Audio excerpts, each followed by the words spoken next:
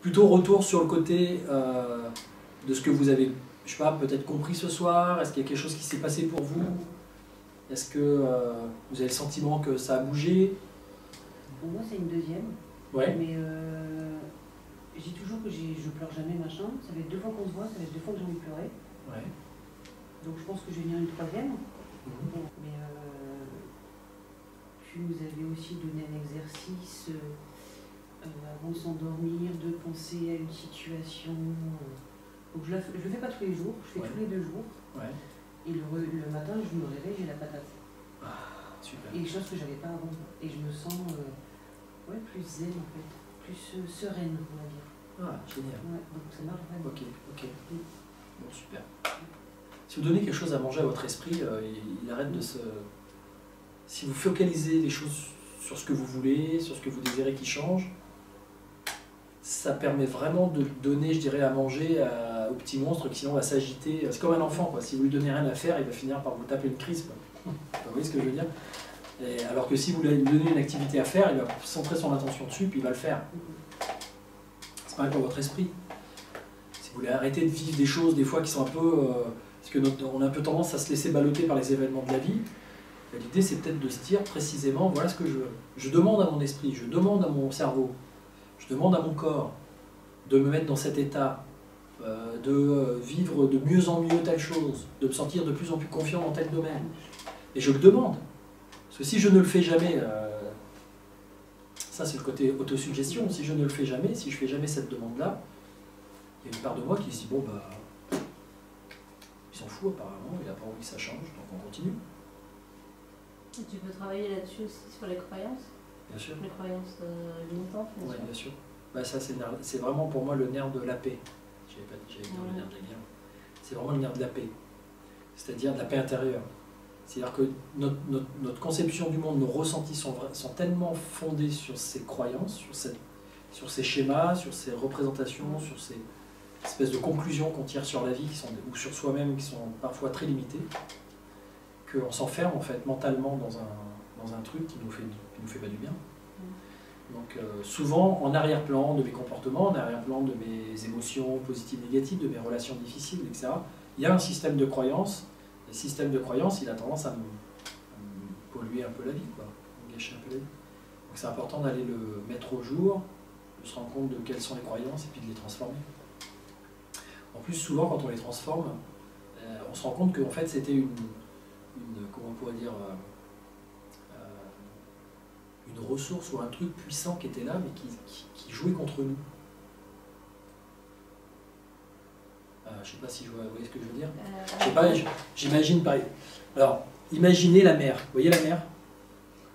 J'ai plusieurs exemples qui me viennent en même temps, mais on va imaginer la mer. Les vagues. On ne peut pas grand-chose contre les vagues. D'accord? Elles existent, qu'on le veuille ou non. Ok? 2 solutions, soit je vais me mettre dans l'eau face aux vagues et j'imagine que je vais résister aux vagues, et qu'est-ce qui va se passer si c'est drapeau rouge ou drapeau orange, on est dans l'océan Atlantique, je vais me les prendre dans la gueule, pardonnez-moi l'expression, et je vais rouler dans le sable. D'accord? Moi c'est ce que je faisais quand j'étais gamin, je me mettais planté comme ça, je me disais non, je serais plus fort que les vagues. Bah non, je n'étais pas plus fort que les vagues, c'est pas possible. Donc du coup, soit je fais l'inverse. Je me mets dans l'autre sens et j'utilise la force de la vague. Avec une petite planche, histoire de prendre mon pied et de me faire un petit surf, un petit côté, comment on dit, glisse, quoi. D'accord? Et je surfe la vague. Donc j'ai toujours 2 possibilités de prendre les choses. Et je ne sais même plus pourquoi je te dis ça. C'est pour te dire. Les croyances. Oui, c'était les croyances. Et bien la croyance, c'est ça.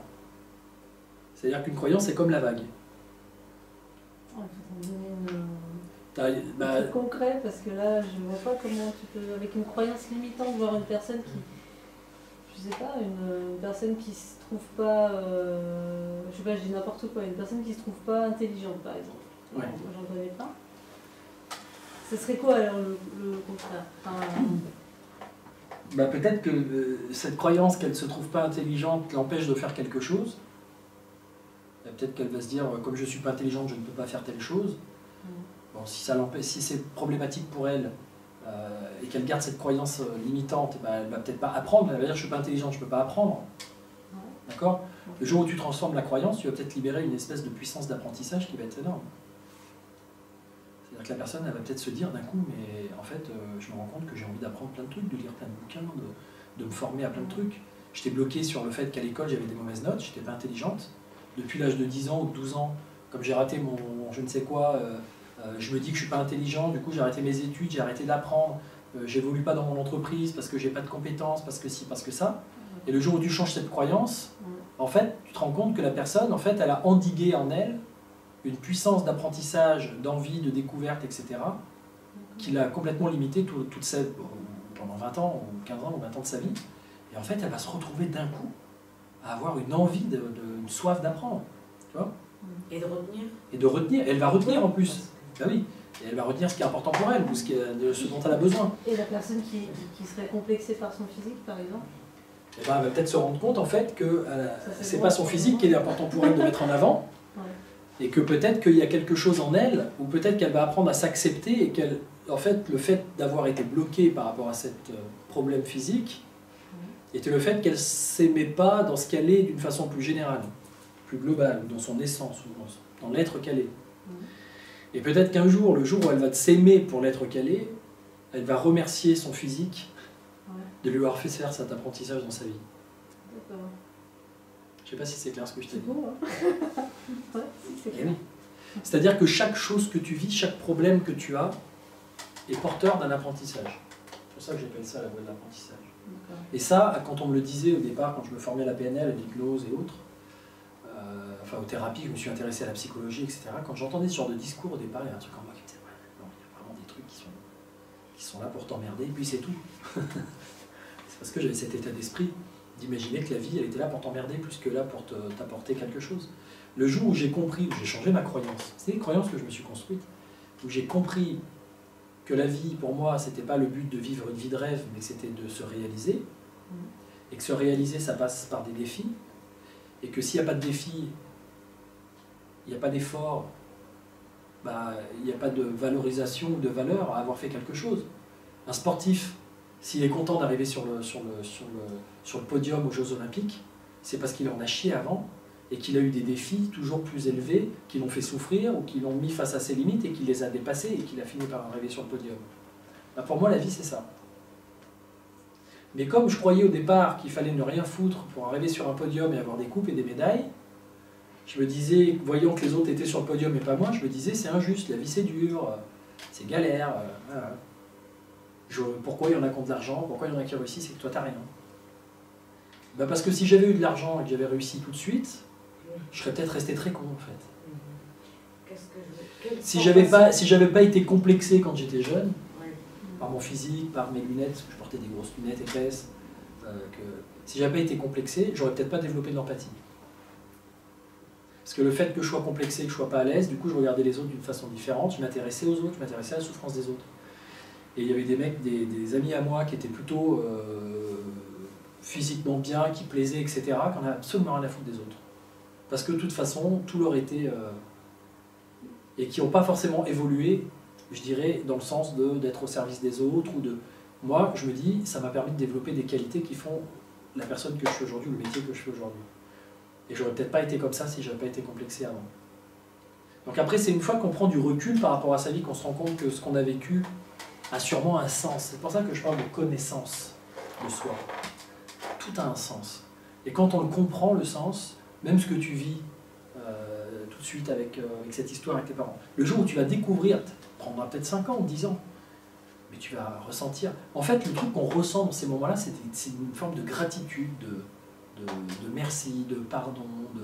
Donc, quand on vous parle de ressentir de l'amour, du pardon, des trucs dans les religions, enfin, il y a plein de gens qui parlent de ça. On se dit, mais de quoi il parle? Qu'est-ce qu'il raconte?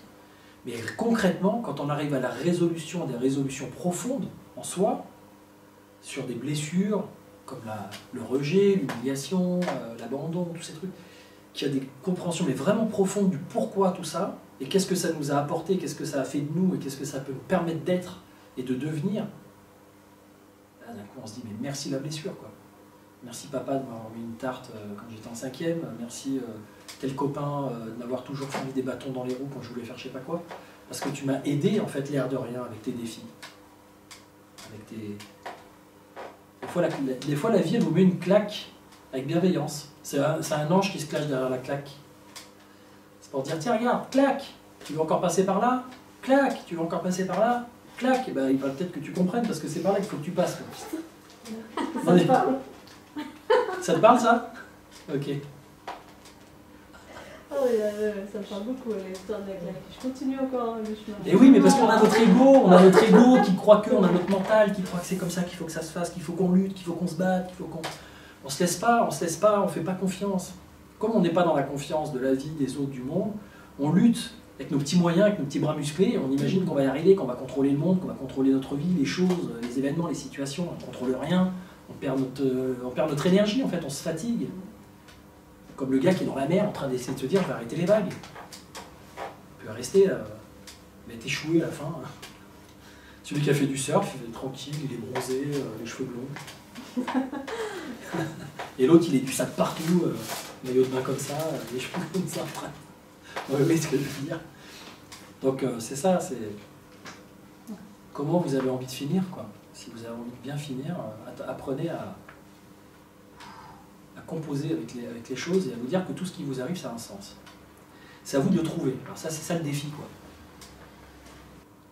Pour les autres, comment vous avez vécu ça? Qu'est-ce que vous avez des choses à dire? Bon. C'est vrai que c'était bien le concept de faire... Enfin, les personnes ont parlé de choses complètement différentes, en fait. Ouais.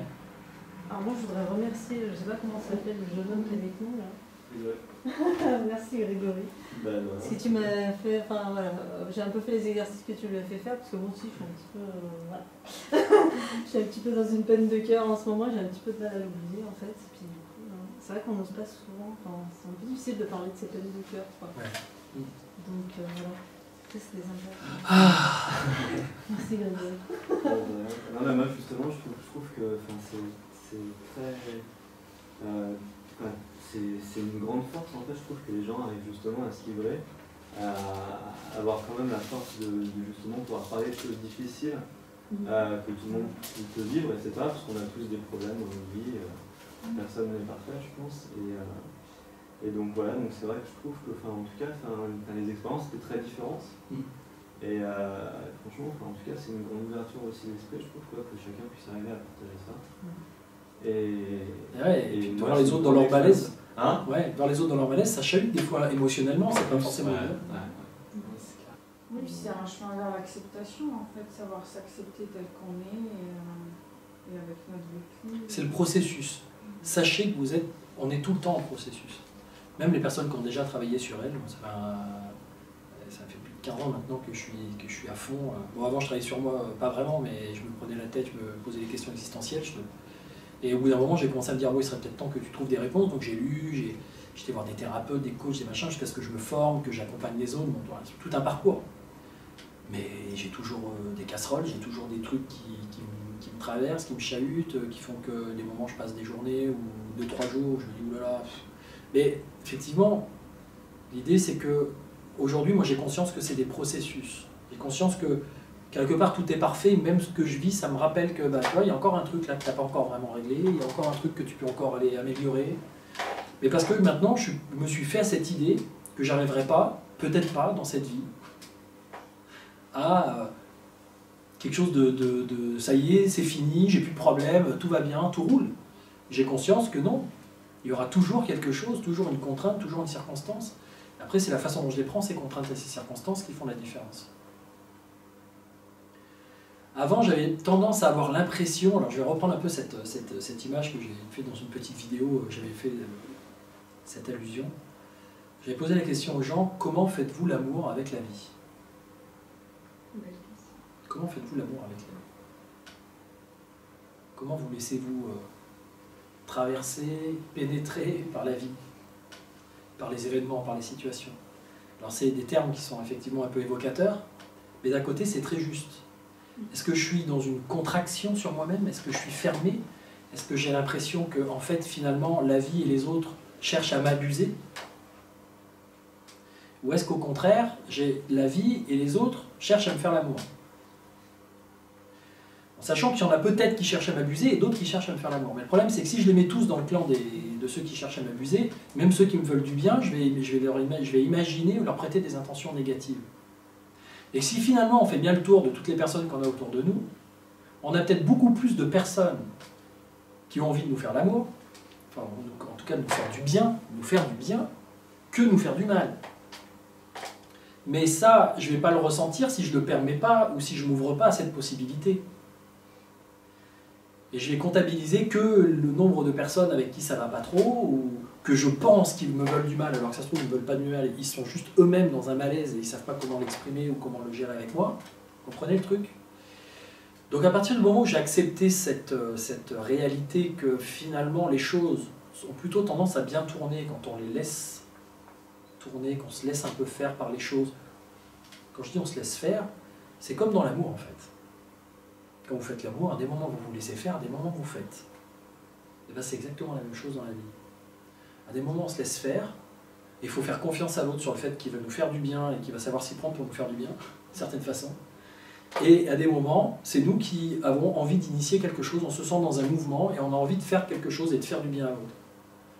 Ou de faire des choses. Là c'est un petit peu la même réalité. Dans la vie, je dirais d'une façon globale. Et quand je dis ça, ça va encore à des niveaux plus loin, parce que si on part sur le yin et le yang, si on part sur le masculin et le féminin intérieur, si on va sur le Père, le Fils et le Saint-Esprit, le Père et le Saint-Esprit, hein, c'est le principe masculin, le principe féminin qui donne naissance à ce qu'on est. Donc quelque part, il faut bien qu'il y ait ces deux principes-là, il faut bien qu'ils se fassent l'amour pour qu'on naisse. D'accord? Mais qu'ils se mélangent, sinon il n'y a pas de naissance. Donc quelque part, cette question-là, vous pouvez éventuellement vous la poser.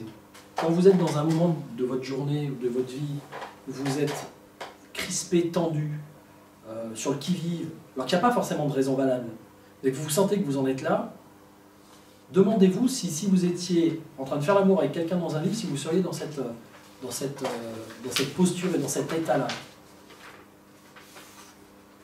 Et essayez vous-même de vous mettre là tout de suite à l'égard de la vie, à l'égard des circonstances, à l'égard des choses qui vous entourent. Si vous ne pouvez pas vous mettre dans cette attitude de sensualité vis-à-vis de vous-même et vis-à-vis du monde qui vous entoure et des choses qui vous entourent.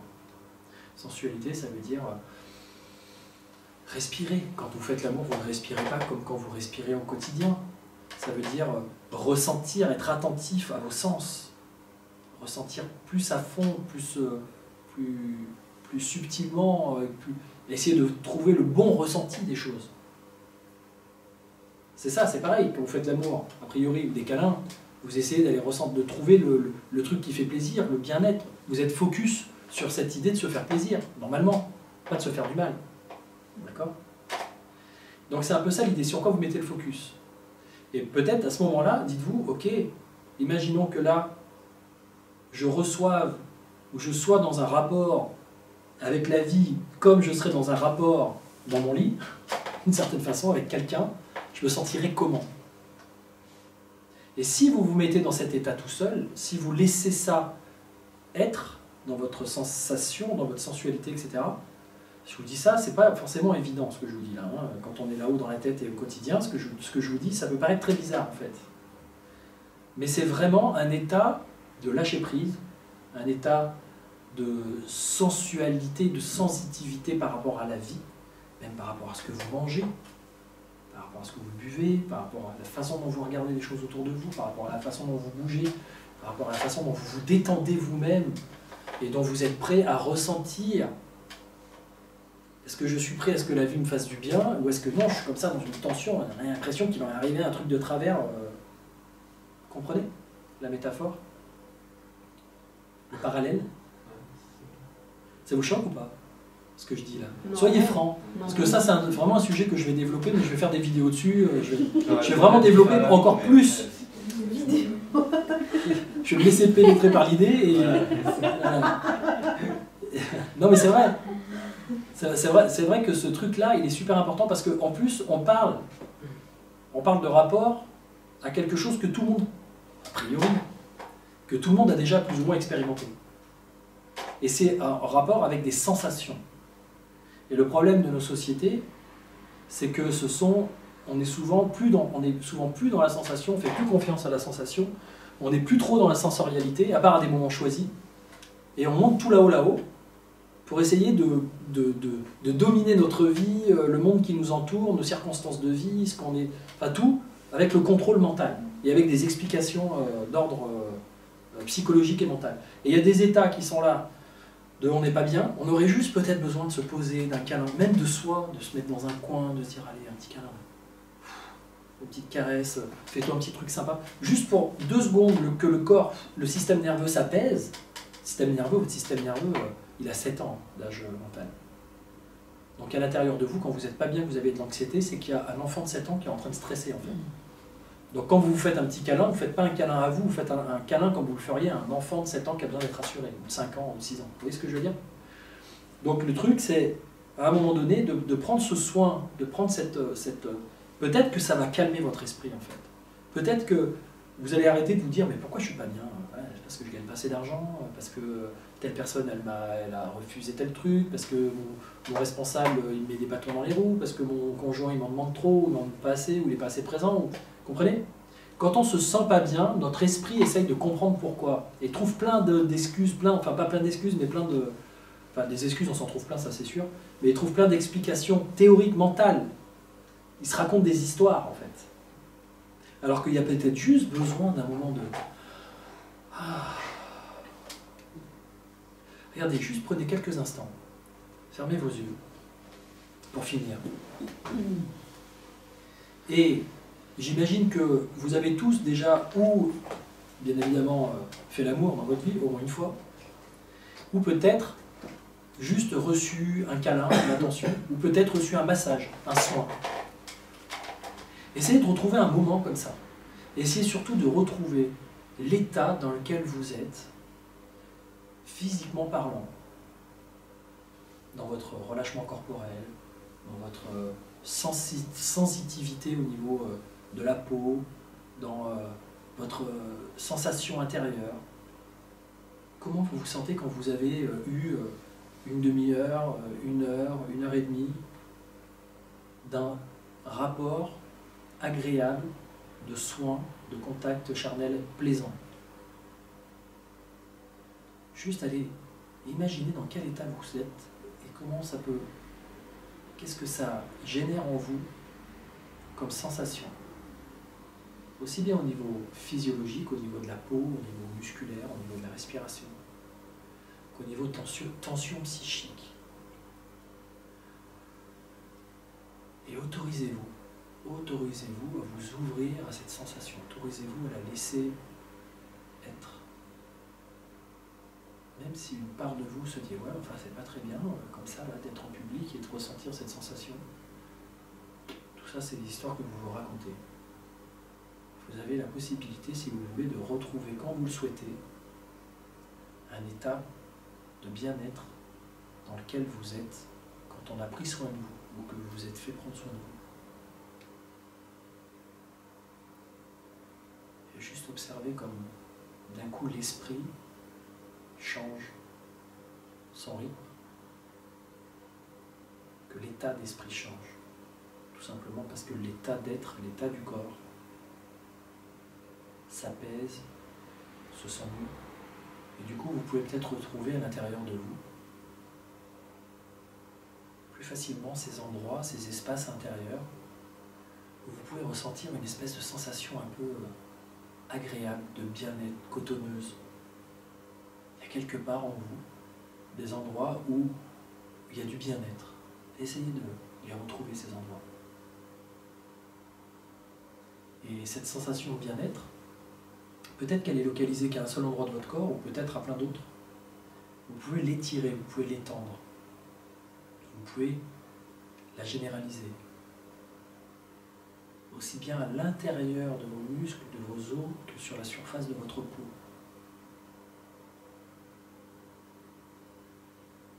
Comme si vous laissiez votre corps se dilater, se reposer.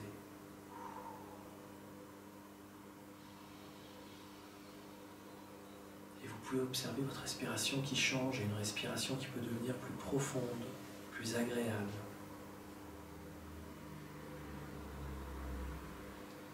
Et simplement observer que cette sensation de bien-être, en fait, en réalité, c'est la sensation de la vie.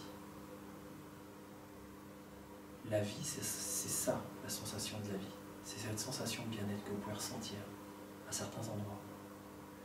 Quand vous n'êtes pas dans cette sensation de bien-être, c'est que vous vous gâchez la vie avec un système de pensée qui n'est pas adapté. C'est que vous vous gâchez la vie avec une façon de réfléchir qui vous empêche de ressentir cette sensation naturelle de bien-être qui est simplement la sensation de la vie en vous. La vie, c'est bon, ça fait du bien. Comment vous laissez-vous faire l'amour par la vie? Comment faites-vous l'amour avec la vie? Avec votre vie, avec votre essence?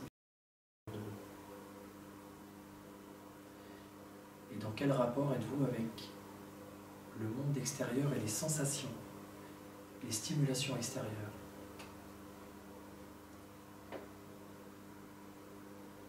Vous pouvez très bien choisir que les stimulations extérieures ce soit agréable.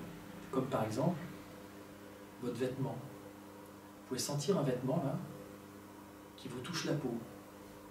Et vous pouvez rentrer dans cette sensation de ce vêtement qui vous touche la peau. Il suffit que vous fassiez un tout petit micro-geste, quelque chose qui fasse frotter le vêtement sur la peau pour vous dire, finalement c'est agréable cette sensation. C'est agréable cette sensation d'avoir quelque chose qui caresse ma peau. Tout comme vous pourriez vous dire, ah mais c'est quoi ce truc qui est en train de me gêner là?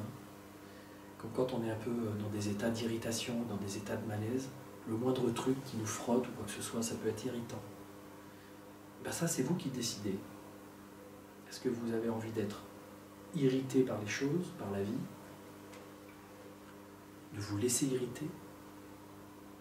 Ou est-ce qu'au contraire vous décidez de vous dire non, cette sensation je la prends comme étant presque une bénédiction, quelque chose qui prouve que je suis en vie. Si je sens ce vêtement sur ma peau, c'est que j'ai une peau qui est en bonne santé, qui est capable de ressentir cette sensation. Ce vêtement me protège.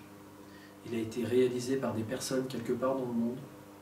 Maintenant, je l'ai sur mon corps et il me protège du froid, il me permet d'avoir une apparence agréable. Et vous pouvez avoir un rapport tout à fait différent avec ce vêtement que vous portez. C'est qu'une question d'orientation d'esprit, d'interprétation des choses. Et là, à un moment où je vous parle, vous êtes dans votre présence. La présence. La présence, elle est agréable. Elle fait du bien. Elle détend. Et si vous voulez rajouter du bien-être et de la détente, vous pouvez même imaginer que vous êtes dans un lieu super, un lieu qui vous fait vraiment du bien. Vous pouvez tout simplement, avec votre esprit, imaginer un endroit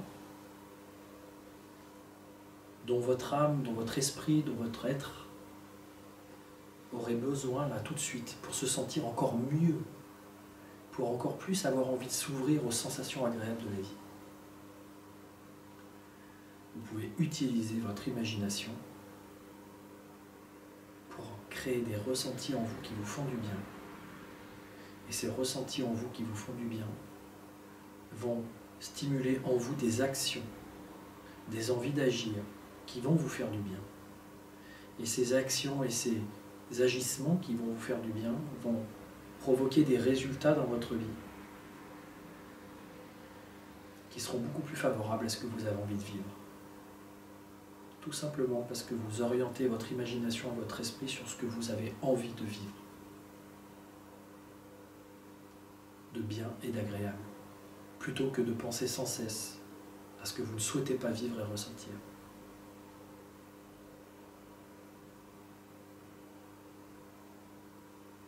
Je propose donc une fois de temps en temps de faire l'amour avec votre vie, avec la vie d'une façon générale.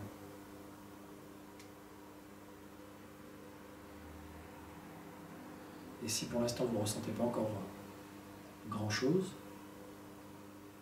si vous ne ressentez pas encore de sensations, d'émotions vraiment agréables et puissantes ou qui vous font vraiment du bien, sachez qu'en le faisant de façon régulière, ça va venir progressivement. Les premières fois, c'est jamais les meilleures.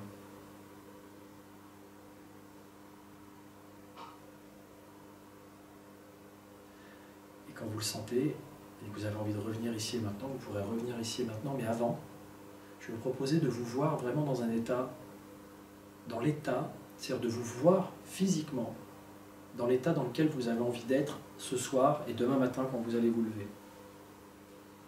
Dans quelle attitude avez envie vous d'être? Dans quelle énergie vous avez envie d'être? Dans quel dynamisme intérieur vous avez envie d'être? Et je vais vous proposer de visualiser cette version de vous au top, telle que vous aimeriez vous sentir ce soir et demain. De faire le tour de votre personne dans cet état-là, de vous voir le visage, le corps, l'attitude, ressentir l'énergie intérieure. Et une fois que ce sera fait, de laisser ce vous s'intégrer totalement dans votre corps, prendre sa place, jusqu'à ce que vous soyez de retour ici et maintenant.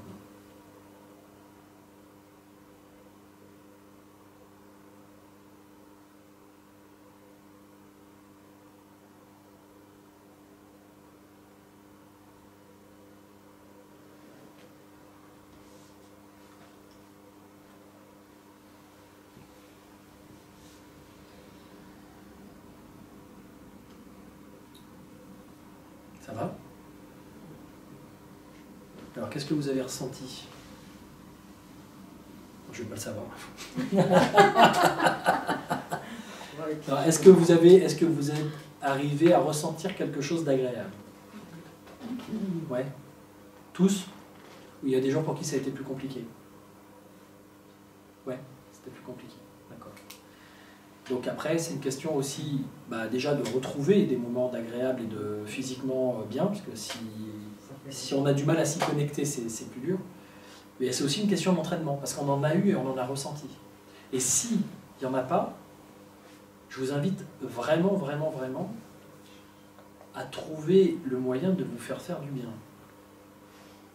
Non mais, je veux dire, quitte à aller dans un spa, vous offrir un massage, même si c'est un massage d'une demi-heure, mais une fois de temps en temps, mais le corps, le contact au corps, les hormones que ça diffuse, le bien-être, on est un animal social, on a besoin de contact. Sans contact physique, le mental reprend le dessus et on peut être très agité, on a vraiment besoin de contact.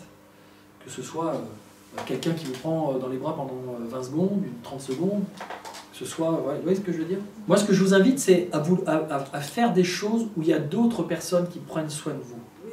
Voilà. Parce que faire du yoga, faire de la natation... Je prends soin des personnes qui viennent nager. D'accord, ok, super. Donc c'est ça qui est important, c'est qu'il y ait du contact. C'est qu'à un moment donné, quelqu'un, vous puissiez faire... Et il y a quelqu'un qui prend soin de vous, d'accord? Que ce soit un massage, un soin, aller voir un coiffeur, je sais pas si vous voulez, mais faites-vous faire du bien par d'autres. Parce que sinon, on finit par se fermer sur soi-même et par avoir l'impression que plus personne nous veut du bien, on ne ressent plus de sensations physiques agréables. Et c'est la fermeture de tous les verrous physiologiques, énergétiques, etc. D'accord? Donc l'idée c'est... Ça peut redonner confiance en soi. Franchement, faites-vous faire une séance de massage de 2 heures, vous avez pendant une semaine, il n'y a pas grand-chose qui vous déprime.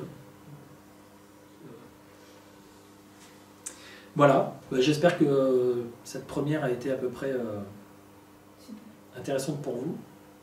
Si vous souhaitez être accompagné en individuel, vous pouvez me contacter, je vais vous laisser quelques cartes.